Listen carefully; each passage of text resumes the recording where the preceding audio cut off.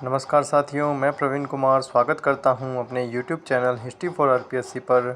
साथियों, आज हम रिव्यू करेंगे आधुनिक भारत नामक इस पुस्तक का, जिसे लिखा है रवि कुलरिया ने। इसी सीरीज़ में हमने एक पुस्तक जो मध्यकालीन भारत थी, जो वस्तुनिष्ठ आती है रवि कुलरिया जी की, उसी का हमने रिव्यू किया था। और इसकी एक पुस्तक प्राचीन भारत भी आती है, उसका रिव्यू हम आगे करेंगे। आज हम इस रिव्यू में आपको बताएंगे कि इस पुस्तक के अंदर कौन कौन सी विषय सूची के अंदर विषय हैं और कौन कौन से एग्ज़ाम्स के लिए ये उत्तरदायी साबित हो सकती है आपके लिए। साथियों, इसकी जो मध्यकालीन और प्राचीन भारत की पुस्तक है वो मैंने पढ़ी है। तो ये जो पुस्तक है ये रवि कुलरिया सर के द्वारा बहुत ही शानदार पुस्तक लिखी गई है और इसकी पेपर क्वालिटी भी बहुत अच्छी है।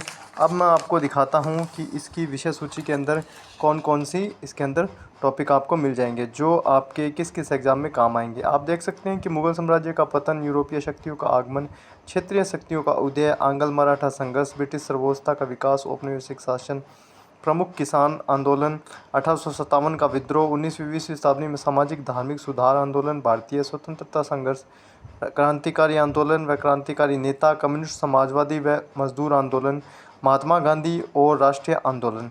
राष्ट्रीय आंदोलन में प्रमुख नेता महात्मा गांधी, जवाहरलाल नेहरू, सुभाष चंद्र बोस, वल्लभ भाई पटेल, राजेंद्र प्रसाद, बाल गंगाधर तिलक।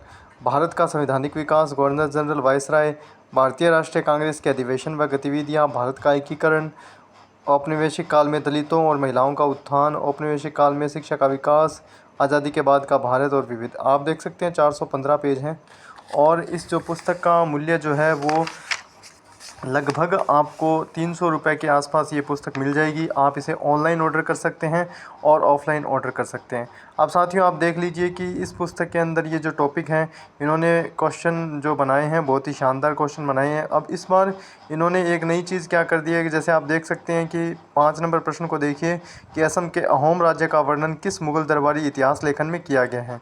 ये इसका उत्तर है आलमगीरनामा। अब इन्होंने एक नई चीज़ डाल दी है। पहले प्राचीन और मध्य में इन्होंने क्या किया था, सीधे ही प्रश्न डाले, खुद बनाए वो, और इसके अलावा जो पहले आए हुए थे प्रश्न वो उन्होंने उन पे लिखा नहीं था कि वो प्रश्न किस एग्ज़ाम में आए हैं। इस बार इन्होंने शायद जो विद्यार्थियों ने शिकायत करी होगी उसके हिसाब से इन्होंने उनका रुख लिया है, फिर इन्होंने इसे सही कर दिया है। अब इसके अंदर आप देख सकते हैं ये नेट 2013 में आया है। फिर उसके नीचे 6 नंबर प्रश्न भी आप देख सकते हैं, निम्नलिखित में से किस इतिहासकार ने जमींदारों, जागीरदारों और किसानों के बीच त्रिपक्षीय संघर्ष संबंधों को मुगल साम्राज्य के संकट और पतन का कारण माना है? सतीश चंद्रा। ये भी नेट 2013 में आया है। ऐसे ही ये क्या है कि जैसे जो पुराने प्रश्न आए हुए होते हैं, इनसे क्या है कि एक अप्रोच बन जाती है विद्यार्थी की। इसलिए हर विद्यार्थी चाहता है कि हमें पता चल जाए कि कौन सा प्रश्न पहले आ चुका है। और इसमें एक नई चीज़ ये है कि जो प्राचीन और मध्य के अंदर नहीं है, इन्होंने ऐसे जैसे सारणी बनाई है। सारणी के अंदर आप देख सकते हैं मुगल साम्राज्य के पतन से संबंधित महत्वपूर्ण घटनाएँ। अब जैसे इन्होंने सन दे दिया, तारीख दे दी, आगे लिख दिया कि इस टाइम क्या हुआ। आप देख सकते हैं कि 1651 शाह शुजा ने ईस्ट इंडिया कंपनी को कुछ व्यापारिक अधिकार दिए। 3 मार्च 1707 अहमदनगर में औरंगजेब की मृत्यु, खुलदाबाद में दफनाया गया। ऐसे ही मतलब बहुत सारी सारणियाँ इन्होंने दी है। आप देख सकते हैं जैसे उत्तरवर्ती मुगल सम्राट, ऐसे 1707 से 1712 बहादुर शाह, फिर 1712 से 13 जहांगीर शाह। मतलब बहुत ही शानदार तरीके से इन्होंने काम किया है। अब इसका दूसरा चैप्टर आप देख सकते हैं, ये है यूरोपीय शक्तियों का आगमन। इसमें आप प्रश्न देख सकते हैं, इन्होंने बहुत मेहनत करी है, बहुत अच्छा इसे इन्होंने लिखा है। मैं खुद इनकी पुस्तक मैंने इनको बहुत ही आराम से पढ़ा है और इसके बाद में मैं इसका रिव्यू कर रहा हूँ। आप इसको देख सकते हैं। इन्होंने जो पुस्तक के अंदर जैसे प्रश्न लिया है, उसके बाद में उसकी जो व्याख्या करी है उसे बहुत ही प्रमाणिक पुस्तक से लिया है। जैसे आप देख सकते हैं 10 नंबर प्रश्न में, पुर्तगालियों ने भारत में किस स्थान पर प्रथम दुर्ग का निर्माण किया? इसका आंसर है कोचिन। ठीक है। अब यूपीपीसीएस 2010 में ये आया प्रश्न। उसके बाद में इन्होंने जो इसकी व्याख्या करी है वो हरीशचंद्र वर्मा जो मध्यकालीन भारत की पुस्तक है वहाँ से लिया है। ठीक है। ऐसे ही आप 16 नंबर प्रश्न को देखिए, पुर्तगालियों ने क्रमशः कब गोवा को जीता और हरमुज को खो दिया? ये आईएएस 1996 में आया है। इसका उत्तर है 1510 और 1622। ऐसे ही इन्होंने बहुत ही अच्छे से इस पुस्तक को लिखा है। अब मैं आपको इसके कुछ चैप्टर और दिखा देता हूँ जिससे आपको अंदाज़ा हो जाएगा कि भाई इन्होंने और क्या क्या इसके अंदर डाला है और इसको मतलब कितना शानदार बनाया होगा। और मेरे हिसाब से ये पुस्तक और इनकी तीनों ही पुस्तकें सॉरी एक विश्व इतिहास की और पुस्तक आती है वस्तुनिष्ठ है, वो भी इनकी चारों ही पुस्तकें बहुत ही शानदार है। मुझे अगर मेरे से पूछा जाए कि भी प्राचीन मध्य आधुनिक और विश्व इतिहास के लिए अगर आपको कोई वस्तुनिष्ठ पुस्तक पढ़नी हो तो आप किसका सजेशन करेंगे, तो फिर मैं इसी पुस्तक के साथ जाना चाहूँगा, क्योंकि इन्होंने इन पुस्तकों में बहुत मेहनत करी है। और वैसे भी आप सब लोग रवि कुलरिया सर को जानते हैं, इनसे सभी लोग परिचित भी हैं।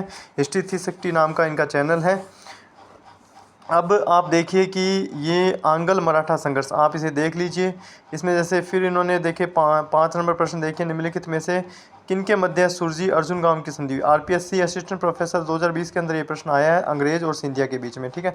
ऐसे ही मतलब हर प्रश्न पे इन्होंने जो कुछ प्रश्न जैसे इन्होंने खुद बनाए और उसके अलावा जो प्रश्न पहले आए हुए हैं वो इन्होंने डाले हैं। इस बार इन्होंने अच्छा काम ये कर दिया कि उसके नीचे ये डाल दिया कि ये प्रश्न किस एग्ज़ाम में कब आया। बस बहुत ही शानदार कार्य किया है सर ने, और इसके लिए हम इनका धन्यवाद ज्ञापित करते हैं।